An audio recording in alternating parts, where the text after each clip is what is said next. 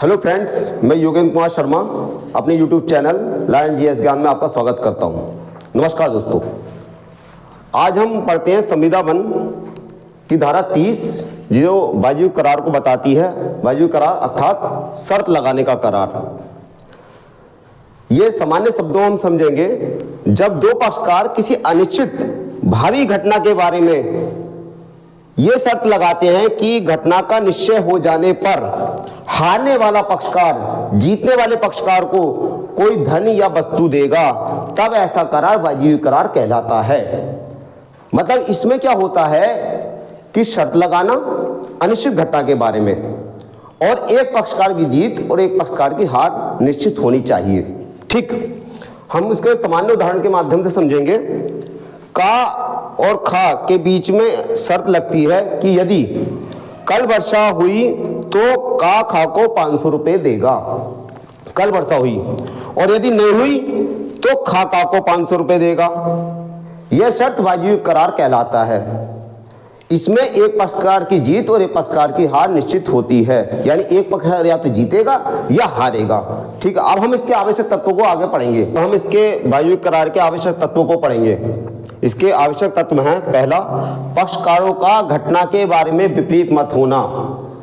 मतलब दोनों एक मत नहीं होने चाहिए। शर्त लगती है हमेशा विपरीत मत पे कि ऐसा होगा या ऐसा होगा। ठीक है, तो हमेशा पक्षकारों का विपरीत मत होगा शर्त में।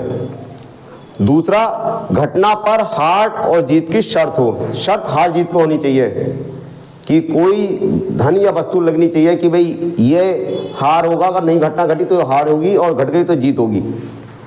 तीसरा, हार जीत की बराबर संभावना। दोनों पक्षों को हार जीत की बराबर संभावना रहनी चाहिए कि ये नहीं कि एक पक्षीय हो जाए। चौथा, घटना पर किसी का नियंत्रण नहीं होना चाहिए। घटना ऐसी हो कि उस पर किसी दोनों पक्षकार का किसी का नियंत्रण ना हो। पांचवा, घटना का निश्चय हो जाने पर, जब घटना निश्चित हो जाती है तो हारने वाले को हानि और जीतने वालों को लाभ होना चाहिए। अब हम एक केस का वर्णन कर लेते हैं। घेरूलाल पारीक बनाम महादेव दास में कहा गया कि बायजू करार शून्य और अपरिवर्तनीय होता है, परंतु विधि द्वारा वर्जित नहीं होता।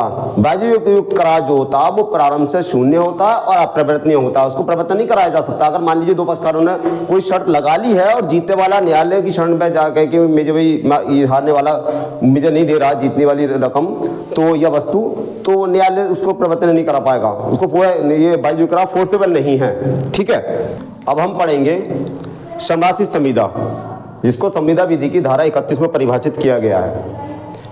सामान्य शब्दों में समराशित संविदा को समझते हैं। समराशित संविदा किसी कार्य को करने न करने की ऐसी संविदा है जो किसी भावी संपार्श्विक घटना के घटित होने न होने पर निर्भर करती है। किसी भावी घटना के, ठीक है, जिसको हम एक उदाहरण समझते हैं। आप आज से संविदा करता है कि यदि बा का घर जल गया तो वह बा को 1 लाख रुपए देगा। यह समराशित संविदा है।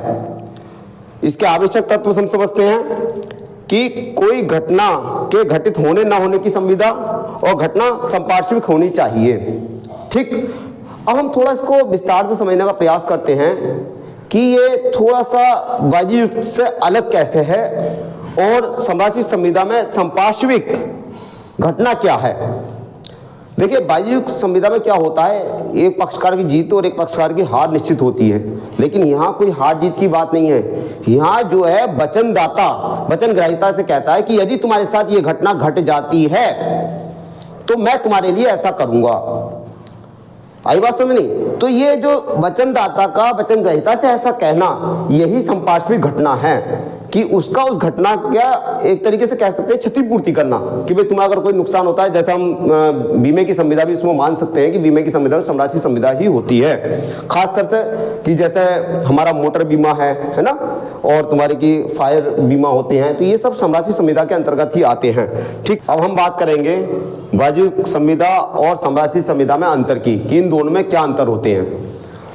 तो सबसे पहला अंतर है कि बायजू संविदा को धारा 30 में परिभाषित किया गया है और समराशित संविदा को धारा 31 में परिभाषित किया गया है।